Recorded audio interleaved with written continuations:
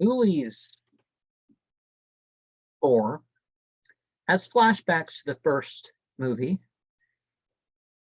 in which you see some of the most realistic portrayals as far as movies are concerned in regard to the Goetia or Gachtaya, or in the particular manifestation of a program that are programs that I did previously, Gahtumata da Mon Iwa.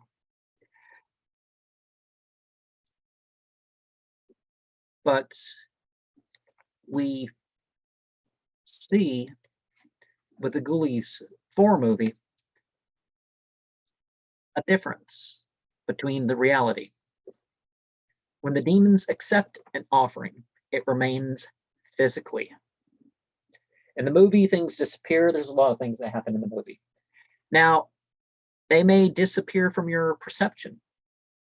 If you look at the invisibility granted regarding Baal, well, it's an invisibility regarding a particular perception, other people's perception of you, perhaps, your perception of something.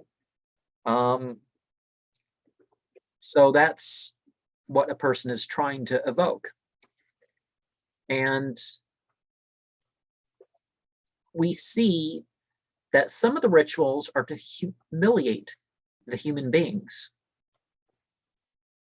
And very often people think they are being given knowledge, power, or other abilities that were really just inherent in themselves.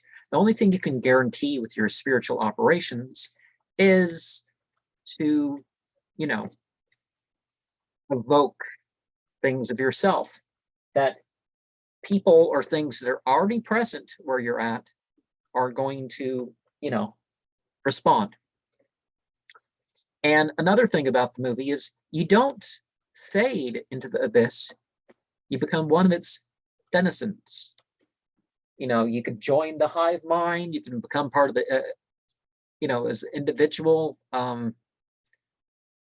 In a way, you could say you lose your identity, but you really don't. You're always your individual self. But not everybody who goes to hell, as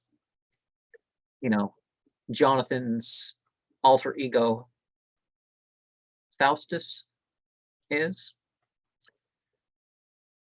So the abyss in that sense is referred to that. You could refer to abyssal or a causal entities and, that sort of stuff that goes way back further than order of 9 angle groups and, that sort of thing.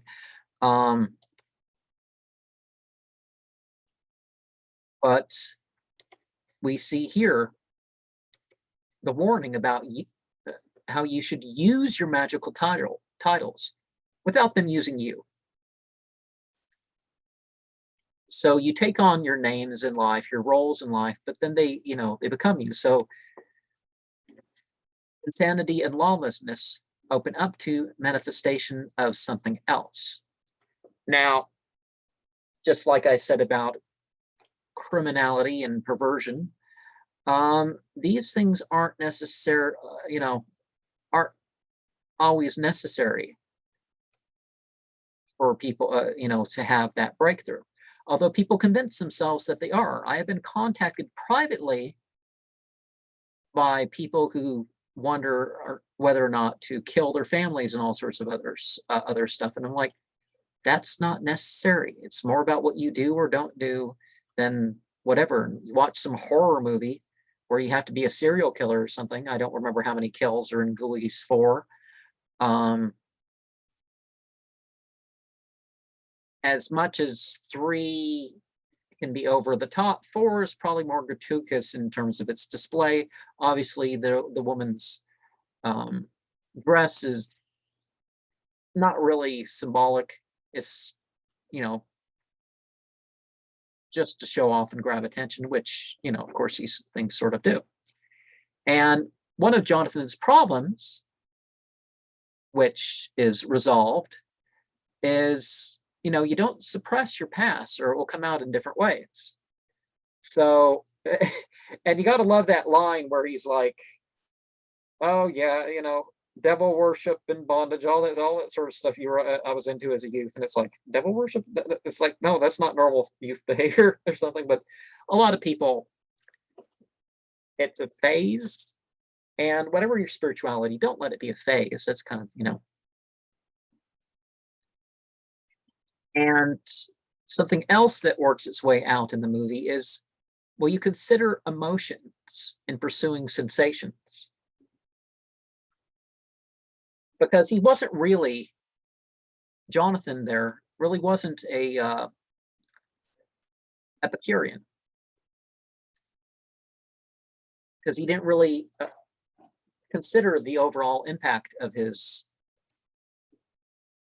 enjoyment and displeasure on what he was doing. And another thing so you see 3 of his love interests, you could say, as the movie goes on. And of course, since they're all present in the film, and you can see that, in the graphic, those 3 women,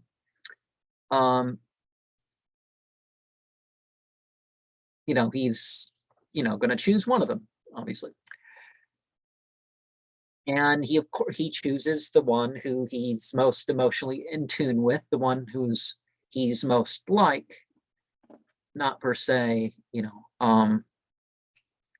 anyways, don't want to per se give it away if you haven't seen the movie. Some deeds open an ever widening hole. And we see this with the human sacrifices, and in particular in the movie, is that it doesn't solve things. It just makes it easier and to do it again, and it seems more and more necessary to do it. And there's certain technologies, certain things that may, and you're of course warned about being too obvious, and of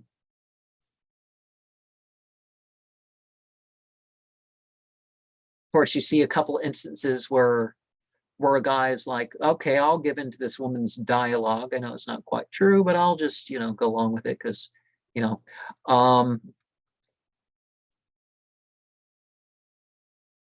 but he does not turn his back on magic as the movie in the movie. In a way, you could say he picks it back up, but he doesn't pick it up in terms of it, it controlling him. So it makes a good conclusion for the last of the Ghoulies series.